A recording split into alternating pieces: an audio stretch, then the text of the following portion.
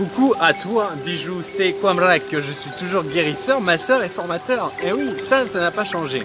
Alors aujourd'hui, cette nouvelle capsule, oh alors j'ai failli me casser la figure à propos de la créativité. Alors pourquoi la créativité est-elle importante? Eh bien tout simplement parce que la créativité va te permettre d'obtenir le succès, d'obtenir ce qui va te permettre de t'expanser, de te démarquer. Évidemment, si on copie le voisin, si on ne fait pas preuve de créativité, d'originalité, qu'est-ce qu'il va faire? Qu'est-ce que ça va faire? C'est que la personne, le commun des mortels va préférer aller chez le voisin puisqu'il y a pareil ailleurs. Voilà. Donc alors, comment ça se passe la créativité? C'est tout simplement ce qui va être débloqué, être développé par la visualisation et par la méditation. Alors j'explique comment ça fonctionne, tout simplement en méditant, en prenant l'habitude de méditer chaque jour. La méditation, qu'est-ce que c'est brièvement en clair?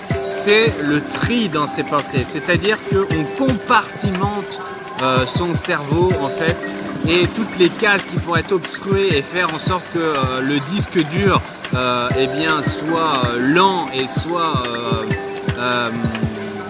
occupé par des cases rouges qui n'auraient pas normalement lieu de fonctionner et ce qui dérange en fait l'activité cérébrale.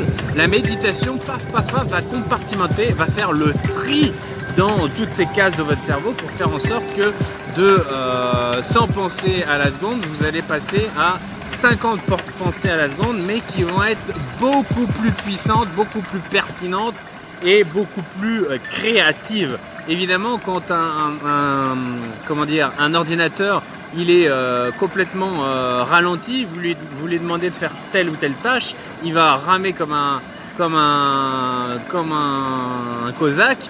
Et puis du coup, ça va être très dur de lui demander d'être créatif, enfin de faire tout simplement des tâches. Bien vous, c'est pareil avec la méditation, vous allez pouvoir atteindre un stade de créativité que vous n'avez pas au préalable.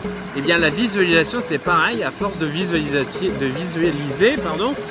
on va pouvoir se projeter dans des situations futures et également savoir ce qui nous correspondrait le mieux en fonction de notre ressenti et de pouvoir donner le change dans la réalité.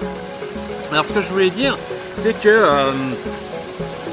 le vrai succès, c'est par l'originalité, par la créativité. Je rebondis par rapport à la situation actuelle où il y a des petits malins qui sont dit tiens, la Kwamrak c'est un retentissement mondial et c'est de plus en plus grand et on voit bien, on sent les choses aussi qu'il va y avoir des choses extrêmement importantes qui sont en train de se jouer et qui vont avoir lieu et donc il y a des gens qui ont décidé de copier ça, de prendre une pierre qui n'est pas la Kwamrak et de dire c'est de la Kwamrak.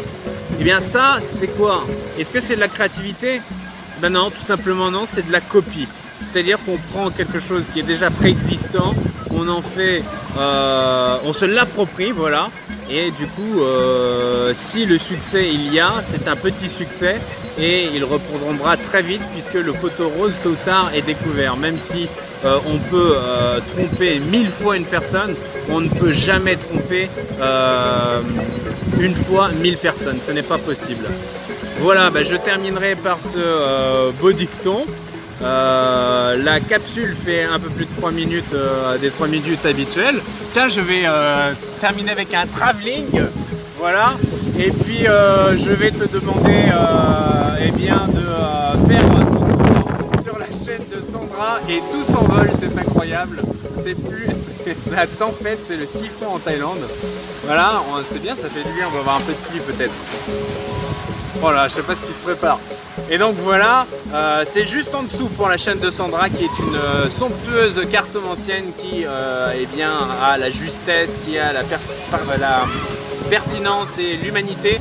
Et au niveau de la Kwamrak, cette pierre qui fait de plus en plus parler d'elle, par la force des choses, c'est juste en dessous aussi tous les détails et si tu ne l'as pas encore réservé, c'est le moment. A bientôt, c'était Kwamrak.